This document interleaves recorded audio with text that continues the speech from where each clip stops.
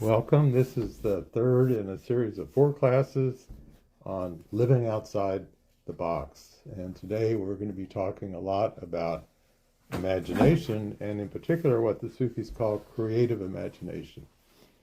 Because the first thought that may come to mind when you think about imagination is just fantasy. Like you could imagine a Bugs Bunny cartoon, you could imagine your favorite TV show, you could imagine almost anything. And that is one kind of imagination, but there's a deeper kind of imagination that is really what the mystics call a creative faculty of our soul. So I'd like to read you some quotes from Pir Vilayat, who was our wonderful Sufi teacher for very many years. Life becomes a venture when taking the risk of being innovative, which is what creativity is about. In fact, the human spirit lives on creativity and dies in conformism, routine, towing the line. Ecstasy is the magic out of which life is born, the wand that opens doors into unpredictable perspectives. It is simply fulfilling one's zest for life with all its wonder. If one can take life's pain without self-pity, its attacks without bitterness, and its inevitable setbacks without discouragement. Ecstasy is the intoxication in which creativity thrives, the motive power in that supreme faculty inherent in the human being, creative imagination, the ability to anticipate, to prefigure, to forestall, to imagine how things could be if they would be as they might be. Ecstasy is triggered off every time that one rises above oneself, every time one frees oneself from a constraint in one's circumstances, in one's thinking, emotions, self-image, every time one discovers the cosmic bounty and inexhaustible innovativeness invested in one.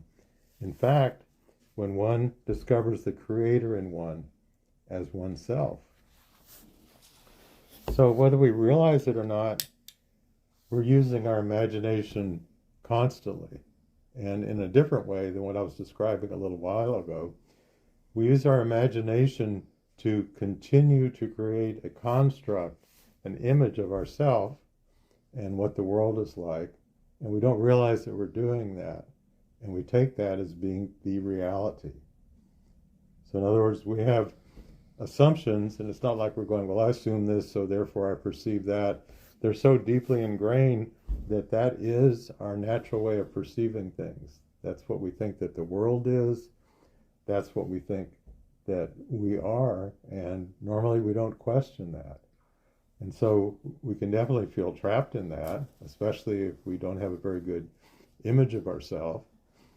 We can feel trapped if we're in a difficult situation at work, in a relationship, health problems, or any which way, and feel like we're just stuck, that there's no way out, because how could there be? That's the way that things are. Well, that's the way that things appear to be because of our ability to project that image of what reality is. And certainly that's not just something that we do individually. Collectively, the world does that, and so that reinforces it. So if just about everybody is perceiving in a certain way, then it would seem very strange to question that. You'd feel like, well, maybe there's something wrong with me if I think, well, maybe there's something different than this. In fact, almost always if someone has a transcendent or mystical experience, they feel like they've gone someplace else. And we have ways of describing that. Well, I've raised my consciousness up to such and such, or I went to such and such realm. But in actuality, we don't go anywhere when that happens. We are perceiving what's always been right here, but we have some filters taken off when that happens. But the experience seems so anomalous from our normal way of perceiving things that we take it as something different from reality and come right back to this is reality. So I want to bring up two different ways that we sometimes break through to something different. One of them being drugs, or sometimes incredible music that we just started to listen to, is something very strong that puts us in a different state for a while. And of course, there's a lot of downsides to the drugs. And there are many other choices, but just kind of to make a big point about why they might be so attractive is that we really get beyond the usual and stuck. And many other things that have brought us for a short time into another state of consciousness are things that we couldn't do just all the time. But they introduce this idea of that things are very different than the way we see them all the time. And so how can we work with that? And that's why there's different kinds of spiritual groups and alternatives involving working with your consciousness, focusing in a certain way, opening in a certain way. In our tradition, focusing on many different, we call the names of God, that would involve peace, harmony, beauty, and all the ways that you can open these beautiful seeds of wisdom up and change reality. And then another way that things are often changed are through terrible things that happen to us. Deaths and horrible changes that's why we hear, probably you've heard Don talk about this already, that we can use these things as a portal, these difficulties that we've had, that can change things into, as we said before, opening to what's beyond what we experience all the time, seeing things in a different kind of way. So that's what a lot of spirituality is about, is being able to have this choice and to bring in different states of consciousness that we can use to develop and not be at the mercy of things happening to us or having to use other elements to get us to that state. So we get stuck, again, if we want to learning how to live outside the box, we get stuck in what we could think of as our conditioning, our habitual way of perceiving, experiencing, and conceptualizing. So it's not just what we're perceiving immediately, it's our reaction to it. And how do we react to it? React to it by thinking about this, well, the situation is so-and-so, I sure wish it was such and such, or the way we emotionally respond to a circumstance. So as Diane was saying, in different spiritual traditions, there are so many practices. And many times these practices are put in the language of a particular tradition. So there's ways of talking about celestial beings, celestial realms, and so on, the beliefs and practices that go with it. But in a way, these practices are like a technology of consciousness that has been developed over a course of thousands of years by people in different traditions, but many of these practices can be done apart from any belief system whatsoever. In fact, a lot of teachers might say, don't take anything that even the Buddha says, just because the Buddha said it, unless you've had an experience of it and it's become real for you. So practices can help free us from our conditioned vantage point and perception. And one way they do that is by awakening what are called the subtle senses. And this class is not really about that, so we're not going to get into that in any detail. But there's so many wonderful and not difficult to learn practices to help us become aware of subtle energies, of subtle forms of light, of subtle forms of sound, of subtle ways of perceiving, of subtle ways of being present and connecting with what we're experiencing.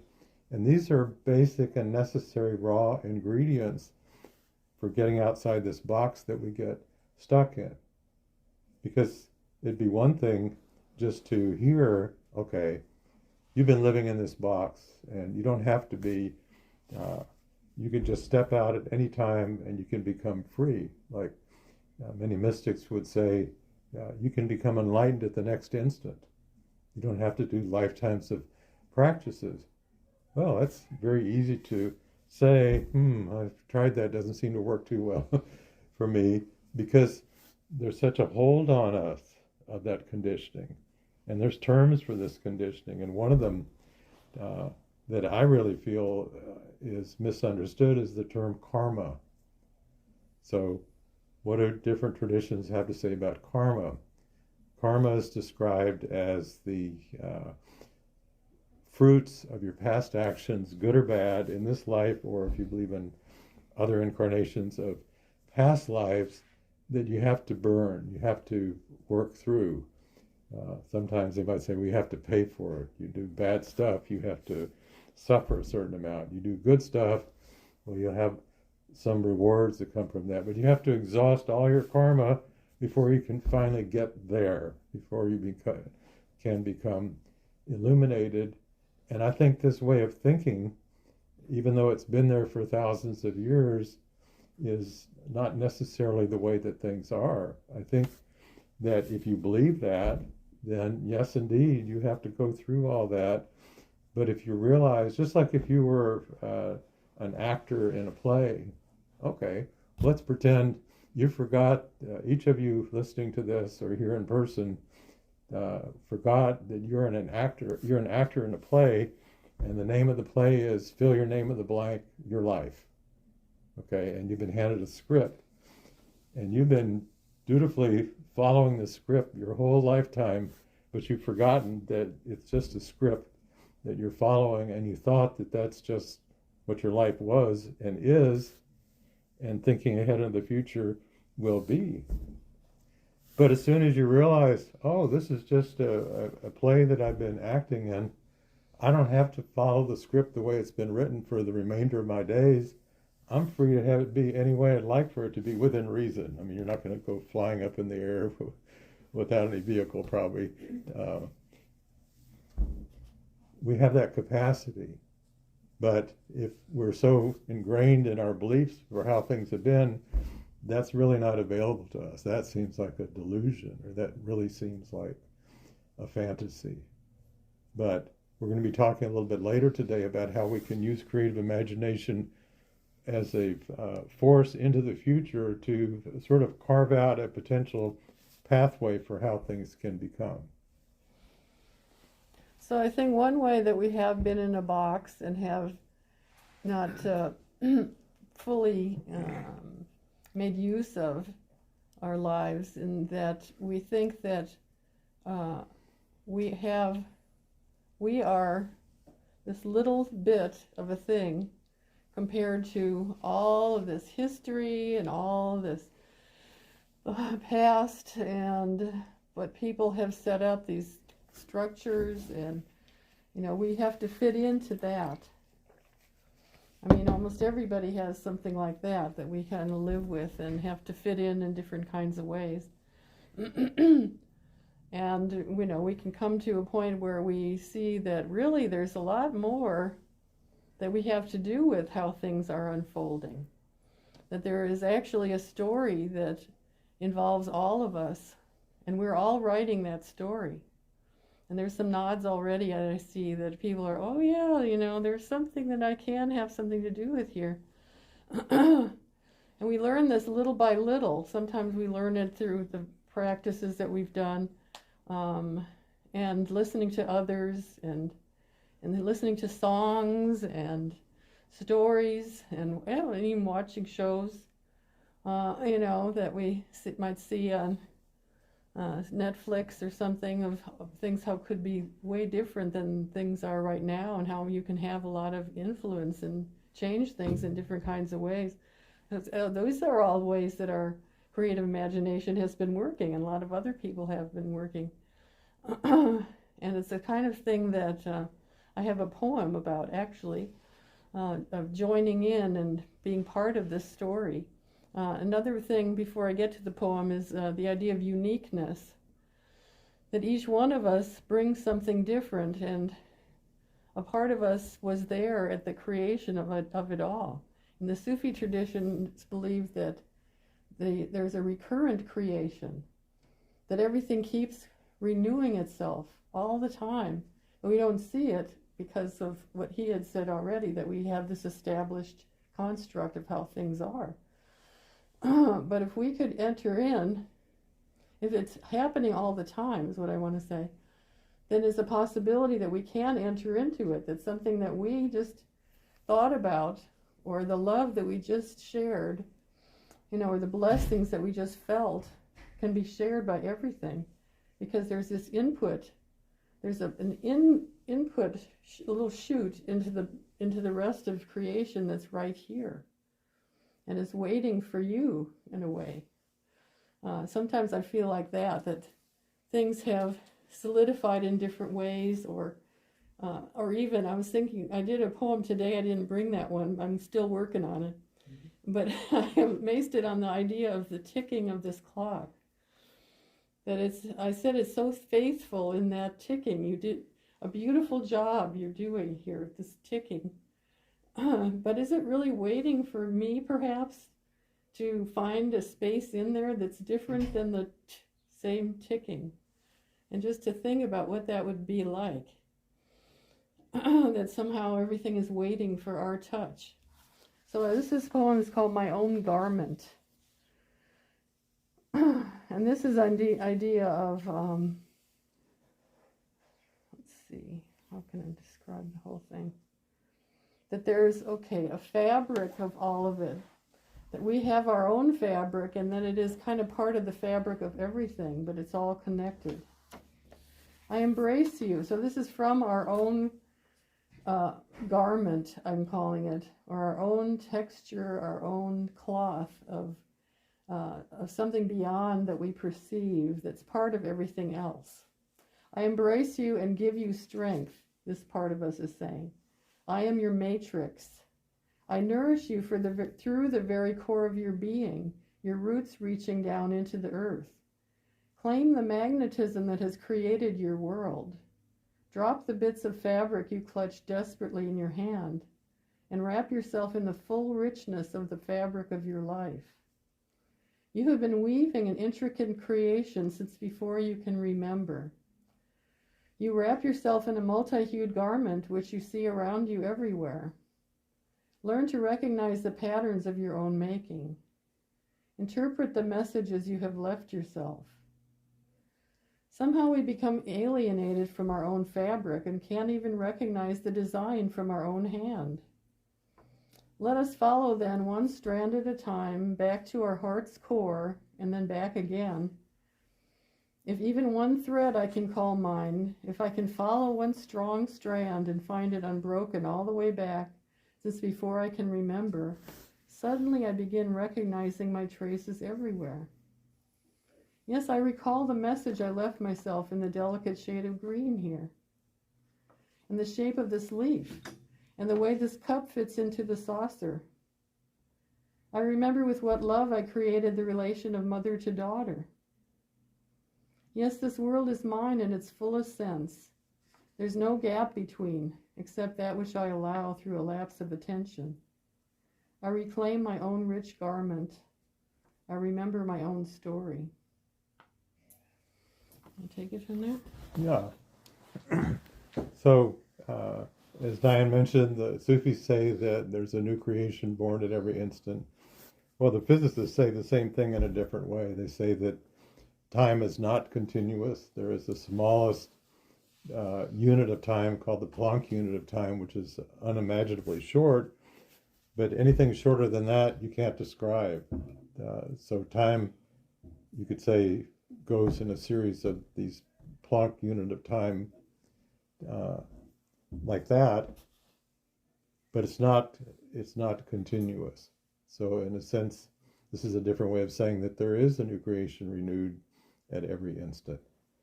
So, and as we've been talking about, we tend to project ahead the same story that's been into each new instant of creation. We presume, without realizing it's a presumption, that it's going to be just like what there was before, maybe with a little change. like those old flip books of cartoons, different pictures. You flip it, it looked like it was continuous. Or when you go to the movies, it's not continuous. It's like 60 or maybe 120 frames a second, but we can't perceive that fast, so it seems to us like it's just a smooth continuation. But we exist through a series of these instants. But we carry forth into the next instant just the way that things have been.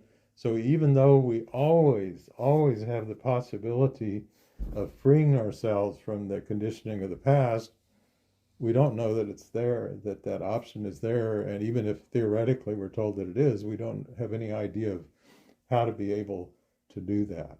So that's one thing.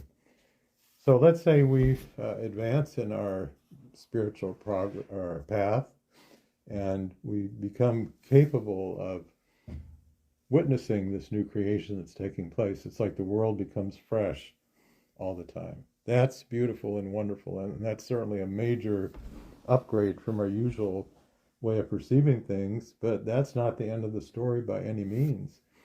We're not here just to be passive witnesses of what's unfolding. And this is, I think, oftentimes a stuck place when people have mystical experiences or are on a path and they're pursuing more mystical experiences. So they're doing practices that definitely can put you into an altered state of consciousness. But in that altered state of consciousness, normally what's happening is you're just perceiving something quite amazing, and something much more interesting than the humdrum of the way that things usually are, but you're just witnessing it. You're really not an active agent in that. But as mystics have said for thousands of years, and as scientists have said more and more over the past 100 years, we live in a totally interconnected reality, that everything in existence on a deep level is interconnected with everything else, and it's inconceivable and impossible for anything to be outside of that. So again, the old notion in religion of a God up there kind of witnessing this is certainly inconsistent with the what's been discovered in science and really what mystics have been saying. That's a dualistic notion of spirituality, and it's really based on ideas from the Middle Ages, or at least from Newton's time, of the clockwork universe. It's not the quantum universe. It's not this everything entangled with everything else, everything having an impact on everything else. And as we progress, we can become capable of bringing something forth and having something to do what emerges in that new creation.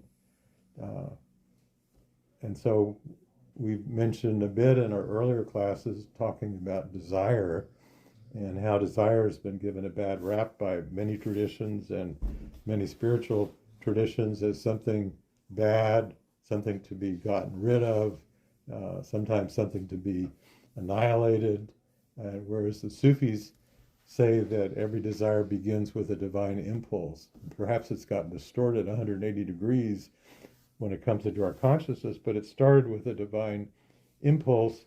But our job is not just to bring it through in its original form unchanged. We have something to do with the transformation of that desire that's based on the wisdom that's gained from our life's experiences. So we have the capacity to bring back a light to existence that's been transformed, and based on what our desire is and our participation with the deep desire of our heart, we can bring something forth into the new creation that is definitely an add-on to the way that things are. There's a mystical term for this in the Sufis called Himma, H-I-M-M-A. It's the expression of the creative desire of the heart. And it's not something that can happen from what we think of as our separated human, the way we usually think of our human side of things. We can't just push it from here. And it's not something that can come through, if you're thinking about the other side as being the divine, or call it the transcendent. It can't happen solely from that side either. it takes both of these sides in relationship. It's the only way it can happen to bring something through that could not happen otherwise, that really is something new in the new creation, something that never was there before and could not ever have been there before, except by virtue of the uniqueness of our being in relationship to what we're experiencing. I love it when he looks over at me and I'm really am so ready to say something. I'm just about screaming inside. Perfect. So Himma, Himma, I'll talk a little bit more of that. The creative desire of the heart. Well, it also has to do with the idea of sympathy or empathy, that we're feeling this great, like I was just saying, I was feeling something so strong. And then I got my opportunity to say. So we feel often, say, a walk in nature, we feel what this bird might be saying over here. Or we feel, like I said, I feel that this color of this leaf, it was like the perfect color that I just can't imagine any most beautiful color. We're having sympathy in the perception of that. And then we kind of feel like we're part of that too sometimes, in walking in nature. And we feel like maybe that the wind is blowing just the way that we wanted the wind to blow, and everything seems to be in harmony. So sympathy, this idea, and some of the Sufis write books about this. Ibn Arabi is wonderful to read in regard to the idea of creativity and sympathy. So let's talk even a little bit about what we think of as creativity, that we have a sympathy for or a feeling for. Let's say that I'm an artist that works with paint, and so I might go to the store and buy all this, talk about green, there's amazing colors of green that I'm thinking of right now, or blue. I'm looking at your blue eyes over here too, beautiful blues, and then there's all these shades of purples. And so that kind of brings something up in us, doesn't it? Working with these kind of paints or materials or whatever it is. And sometimes we open them up and it's almost like we're liberating them from their conditions in the tube. And now we can put them on the paper and they can interact with these other colors. And so the things that we think of as creative are often definitely allowing us to feel the sympathy that what's better than the creation that we produce on the canvas is what happens within us when we do these different activities. Others are music, and I'm not a musician, but I certainly respond to music. And I just can't, it must be amazing to be able to, we have a friend who's the principal cellist in the symphony, Susan Sturman, and what it must be like to play that cello and actually wrap yourself around this whole cello and feel the vibrations of it and come up with, even playing the music someone else wrote and bringing it to life. This is like a response, sympathy that we're gaining with elements of the universe, with elements of other people's imaginations, and bring our own imaginations into the story. So that's kind of like what I was speaking about with our own garment. That it's something that is, we are involved with this universe in ways that we certainly cannot see most of the time. So we've talked before about we can only know of anything through the relationship that we have with it. And the old way of thinking about things is we just separate ourselves from it. And there's certainly some things you can know separated from something. You can put a slide under the microscope and so on. But a deep way of knowing takes place through our relationship. So we can say we know by virtue of our relationship with what we're experiencing. We have our experiences through the presence we bring to the relationships we're in. And we can say that the true transformation that we bring forth through the active imagination can only take place through relationship. So we can't be in this high mystical state and go, okay, we're going to just broadcast out this new thing and make it happen, feeling like we're not connected with what we're experiencing. It's happening because of the way that we are in relationship with what is going on. So we can deepen our capacity for relationship. So here's maybe a different thought about what does being spiritual mean. Well, one definition could be the capability of having a much deeper way of being in relationship with whatever it is that you experience externally in manifestation, but also internally with yourself, with subtle realms of your being, with higher states of vibration that you exist in, your capacity to be in a much fuller degree of relationship. So that's like a necessary raw ingredient. But at the next stage, Pure Light would always say, well, that's the first step. You can't get to the second step without the first step. But the next step would be, now he would talk about becoming capable of participating in the divine programming. And I've been thinking about this a lot recently.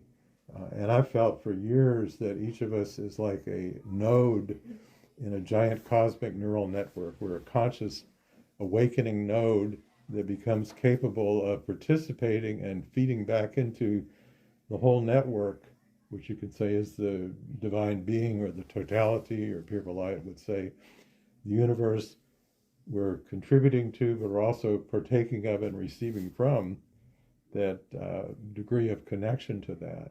And we can discover ways to become more and more fully in relationship. We can start with becoming more fully in relationship with our manifest sense of self, which is in the world walking around, our experiences with nature, our experiences with other people. But then the process of awakening, Hazrat Khan used the story of a prince that inherited a building from his father, the king, and the prince growing up had only been on the first floor and didn't know there were 6 other floors till after his father was gone. But after his father died, he discovered, wow, there's 6 other levels here. And all of those were part of his inheritance. So our inheritance is really the fullness of who we are, and we exist on multiple levels of reality, multiple levels of vibration, and to the extent that we awaken to those others and feel them as part of ourself, just like my foot is part of me, my arm is part of me, I can tune into one or the other, but they're all parts of me. All these other vibrational states are always part of who we are. And when we can awaken to that, now our plug-in, so to speak, to reality is with the fullness of our being. And imagine how much more now can come through when we're in that. So let me read you just a few tidbits from Pure Light. I love this one. Our active imagination, now he's quoting Corbin, who's quoting a Sufi named Jali. Our active imagination is a moment, an instant of the divine imagination that is the universe. I'll read that again. Our active imagination is a moment, an instant of the divine imagination that is the universe. And here's another. He brings them out of the treasuries that is from an existence that we do not perceive to an existence that we do perceive. Hence, the treasuries contain only the possibilities of the things. So the Sufis talk about our divine inheritance, and here it's talking about these as possibilities. Quantum physics talks about the quantum foam, what's the underlying nature of reality out of which things manifest, and their potentialities, their probabilities. An electron even is described as a probability wave that doesn't become something measurable until we measure it, and then it has velocity, or it has position. We can't have both of them because of the uncertainty principle. So everything is in this state of possibility, and our creative imagination is our capacity to actuate something and bring it into reality. Mm-hmm. So I was talking about the paint that was in the tubes. So just exactly what he's talking about here, the potential for amazing pieces of art. And not only that, but what happens to us when we produce these different pieces of art, as we join into the game, as we begin, dance the dance, and we're participating, then we become contributors, like he's talking about. And not only that, so as we enter into it, then it's like, if we think about, well, I'm really part of the family of, let's say, the animals that there are, and I'm interfacing with all the atmosphere, and I'm feeling all the blessings of those who have gone before, and we have these possible relationships. But when we begin to enter in to the dance and do something with some of these elements, I mean, let's say that it's calling a friend or being with someone that we probably think could use a call, or going to visit, as we start to participate in different kinds of ways and feel that we're contributing, then I believe, and I think there's some support to this, that what I do is now available to all these other beings, those that I love, those that I respect and feel that I am one with. So I am now actuating something, feeling that I am a part of the whole game. And also with this realization that this is the moment of creation, that what we put in affects everything. So see the difference between being mental about it and knowing that we are connected to all this, and actually feeling that we are a part of it, are two totally different kinds of things. And so backing up to me personally, I'm a mixed media artist. So Don has said before, nothing is safe. If you give it to Diane, and you know what I'm talking about, here's another mixed media artist. If you give me a card, it's going to turn into another card. And my clothes keep changing too. If you give me a blouse, I might cut it up and make another blouse. Everything seems to be connected to every other kind of thing. And to me, and if you look at our house, you look at the walls and what's on the walls, everything has morphed and changed and is a part of that creativity that we are. It's just showing. And you get to know yourself better too. Go to your home today and start looking at your walls. It doesn't mean they have to be made by you, but you chose this bird on this wall. Why did you choose this? And why did you choose these colors over here? You have been working. We talk about the allegory of your soul, that you're telling a story through your own life. That's the allegory of your soul. And you can start to understand what you have told yourself already. And then see, well, where does that lead to then? What else is next? So you kind of become this witness of your own story, and at the same time are living this whole story. But I'm saying I think of it as muscles too, that we're working these muscles in our imagination and in our being that not only contribute to and add something to, but actually others' muscles then resonate with our muscles. And we begin to create together. That's kind of what happens in the spiritual tradition too, I think, is we start to develop muscles together, and so there's this streams of wisdom that we start to be able to tune into and be part of. And these creative processes, quote, that we use just kind of help us to start working those muscles so that we can really use them all the way through ourselves. So, a little more from Pure Valaya. Yeah.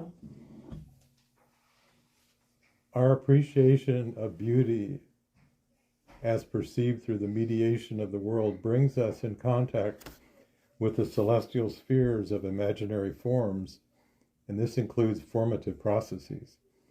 Rather than assuming that these forms are static, we need to realize that they are ever newly generated by dint of the activity of the creative imagination of our minds functioning at this lofty level.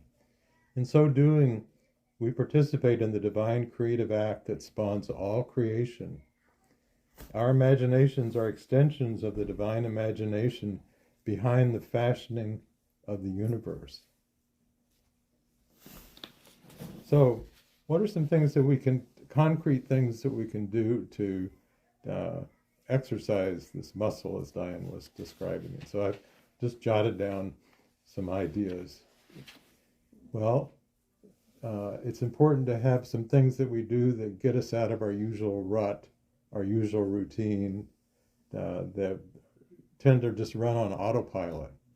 We go through the motions and get through the things that we don't like or not particularly thrilling in order to look forward to the things that we do like, and now I can do this, which I want. But why not find a way of living where whatever it is that you're doing is good?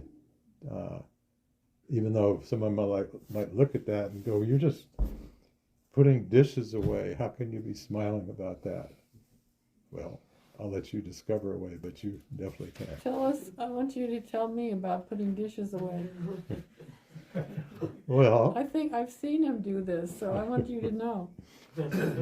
Well, it's so I unload the dishwasher. We each unload half the dishwasher, and I particularly enjoy unloading the silverware things because they're all mixed together. So I'll grab a handful, and there's something very satisfying about it. Okay, the little spoon goes here, the knives go over here. Oh, this is a little fork, it goes over here. Here's the bigger fork, goes over here, and just kind of putting in there, the act of doing that, or putting the plates in and being careful with them. Like we have some really pretty plates with birds on them, and I'm always especially careful with those because I don't want them to get chipped and so on. So it's like lovingly doing what seems like just kind of a ordinary action, but there can be something very satisfying in the way of doing that. But let me suggest some other kinds of things. Thank you. That was beautiful. Okay. So what are some different avenues of expression that might be new for you, not part of your usual routine? And they can be any number of different types of creative activities: art, music, poetry, movement, even if you think you don't have any talent in them. Well, that's okay. There's not an audience. Nobody's going to be laughing at you, but try something. Try, Diane's such a wonderful artist. It could be pretty intimidating for me to try to do most anything, but I'm pretty good at just sketching something that I see with a pencil. And I didn't realize that I could do that pretty darn well. But I don't do it very often, but it's very enjoyable and kind of a fun surprise when I do. I can really make something look like, not, it's going to be the same as what Diane would do. Aww. Here's something you can try, and I would encourage you to, some of you are taking notes, try keeping a journal for a while and write with your non-dominant hand. I guarantee you, once you get past the awkwardness, and this looks like second grade writing, what's going to come out of you is going to be so different than what you write with your dominant hand, and will probably surprise you. I had clients do this fairly often when I was in my psychology practice, and they would discover some things about themselves. A lot of time, deep needs, parts of themselves that they had really just pushed down and hadn't paid much attention to, that were kind of communicating with them. So try this, that you can be quite surprised by it. Learn something about a field you know very little about. Go to YouTube and put in the search. You could put quantum physics, chaos theory, ancient archaeology, just almost anything, and find someone who's a really good teacher, and there's plenty of them on YouTube. And there's also free classes that you can take from MIT and Stanford and so on, where they have like the best teachers giving lectures, and you can sign up for the course. You don't have to do a bit of the work. You can just listen to the lectures, and it's pretty amazing. I mean, just to open up a part of your knowledge base that you didn't know anything about, and that might get you to wondering about some things and free up some new connections in your brain, because Hazrat Khan was really ahead of his time. He talked this was probably in the early 1920s. He was talking about, like, in the brain, there's like conditioned patterns of thinking that get carved out, and the ones that are the strongest are like highways in the brain. Your brain just goes there. And the ones that are not very well used are like little tiny roads, but over time we can create new pathways in there. And it's been discovered now that the brain is very capable of rewiring itself, not only forming new pathways of connections, but even producing new neurons, which it used to be thought that just didn't happen. And there's certain brain disorders, like obsessive compulsive disorder, where if you see a PET scan of the brain, if someone has this, there's like 3 places, and it's just like it bounces A, B, C, and thoughts and impulses literally get stuck there, but they can get disrupted through appropriate medication, but also through appropriate psychotherapy. So we can change pathways in our brain. That's another way of getting ourselves out of the box that we get stuck in. Time. Okay, just let's say a few more. Try recording your dreams for a period of time. Have conversations with people you normally would not associate with, and listen to them. And try to keep your heart open instead of reacting, oh, this person's a nutcase, or whatever, just really hear them. Well, I'm glad that we finished with possible things to do in the world rather than just sitting with the meditation. That was good to be doing that. So this is where we'll give some time.